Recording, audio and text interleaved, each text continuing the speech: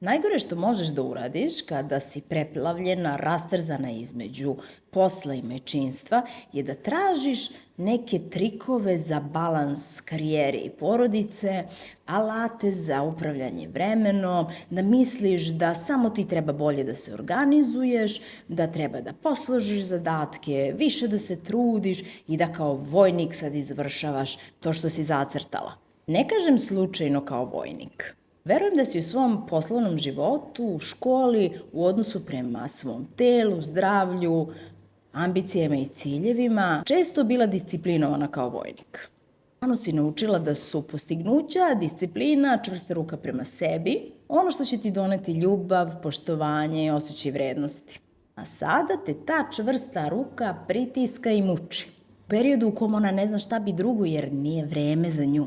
Možda se pretvorila u stalni unutrašnji glas samokritike, u nekog hejtera iznutra koji stalno vrti jednu te istu ploču i pričati gluposti za koje znaš da nisu korisne, ali ne možeš da ih utišaš. Si mama, a ne vojnik.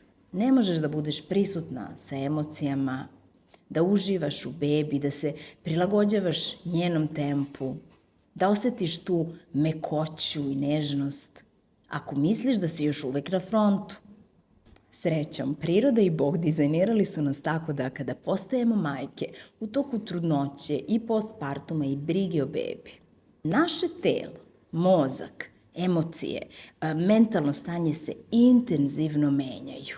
Čak intenzivnije nego u pubertetu. Baš zato što nas pripremaju i omogućavaju nam da preuzmemo ovu novu ulogu i ovu novu odgovornost. Da izrastemo ulogu majke. I to se ne završava porođajem. Naučnici danas kažu da su te promene toliko velike i snažne i da se one aktiviraju iznova u periodima kada dobijemo novo dete, naravno, kreće dete u vrtić, mi se vraćamo na posao, drugačije gledamo na svoj brak. Oni zapravo nisu ni sigurni kad se tačno ta transformacija u životu žene završava.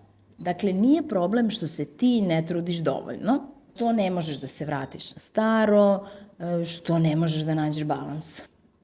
Problem je u tome što si se potpuno promenila i niko ti nije rekao šta te čeka.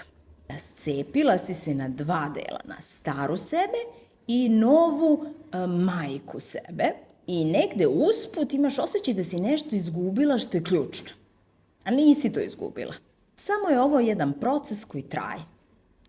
I kad smo adolescenci, svi imaju za to razumevanje i svi znaju da smo u haosu i da imamo te promene i da rastemo, postajemo odrasle osobe, ali kad smo u matrescenciji nekako, prvo niko ni ne zna da se to tako zove i da to postoji, niko nam o tome ne priča, ali potpuno je normalno da si zbunjena. I ima i takvo razumevanje za sebe kao što bi imala prema nekom koji je u pubertetu. Ne znaš tačno šta ti treba, menjaš raspoloženje, razdražljiva si, osetljiva si, treba ti odmor, treba ti podrška, treba ti nežnost. Treba ti vreme da tuguješ za starim životom, pa onda da si uzbuđena i raduješ se zbog svega što dolazi. Naći ćeš ravnotežu kada osvestiš ove promene, iskreno sagledaš svoje emocije, svoje uverenja, svoje očekivanja. Bićeš ponovo svoja kada osetiš šta se sve promenilo i prihvatiš da nema vraćanja na staro, jer stara ti je imala neki drugi život i drugačiju odgovornost. A rađa se nova ti. Nadrasta delove koji joj više ne služe. I naravno da se nekad osjećaš kao da ne znaš ko si. U magli si, gledaš napred, ali ne vidiš baš jasno taj put. Tek kada sam sagledala ove promene i nerealne poruke društva koje sam ja usvojila o tome kako treba sve da postižem, kako je samo do mene, da treba da nađem balans, preuzela sam odgovornosti, onda sam malo po malo sve promenila. Promenila sam grad, posao, stil života, vrednosti, prioritete. Nisam mislila da je to moguće, plašila sam se, imala sam baš veliki otpor, ali moje vrednosti I ambicije nisu iste sa 20, 30 i 40 godina, što je normalno i zašto da ih se držim ko pijan plod. I nisu iste sad kad imam decu i kad ih nisam imala. I te stare ideje, vrednosti, uverenja postale su neka vrsta kaveza za mene. Ja samu sebe pod uticajem sistema držim u nekom ropstvu, u nekim idejama da ja moram ovo ili ono, ili da život mora da izgleda na određeni način, da roditeljstvo mora i ja moram biti takva i takva majka. I zato sam prešla taj dug put od preduzetnice, karijeristkinje, do tradicionalne domaćice i majke. I našla sam neko svoje srednje mesto, pravo mesto za mene na kom sam ponovo svoja.